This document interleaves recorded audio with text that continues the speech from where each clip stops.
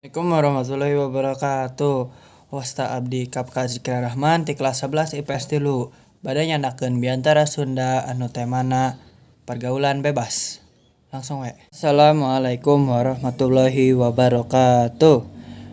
Langkung ti payun mangga urang sadaya panjatkeun puji sareng syukur kehadirat Allah Subhanahu wa taala anu parantos marengkeun urang sadaya dugi ka tiasa kempel dina ieu acara.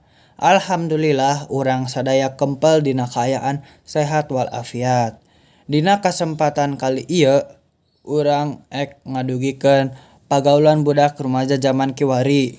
Pagaulan budak zaman ayeuna mah geus teu balalenar.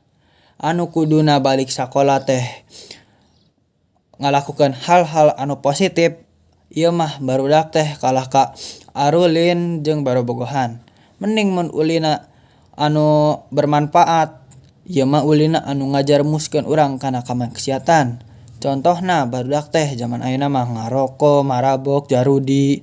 Saha nu era lamun barudak teh kawas kitu. Nya urang-urang keneh nya sakola nya kulawargi di sabudeureunana. Dina waktos ieu simkuring salaku murid bade ngadugikeun, cing atuh da urang teh pamuda harapan bangsa anu kuduna ngalakukeun hal-hal anu positif, ieu mah kalah ka ngalakukeun hal-hal anu negatif. Cing atuh rubah. Kumaha cara ngarubahna? Kumaha cara ngamimitianana? Nah, ngamimitianna teh tong pipieuleuneunan batur. Misalna batur kieu urang kieu. Batur kitu urang kitu. Nah, tong kitu lamun kitu engkena ulah urang kalah ka eureun di tengah jalan.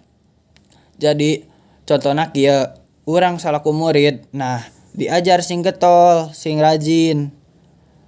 Balik sakola isi ku kegiatan ekstrakurikuler, bisa ku diajar bareng. Nah, lamun misalkan ulin ge wios teu naon, asalkan kenal ka diri masing-masing, tong sampai ngaleuwihan batas.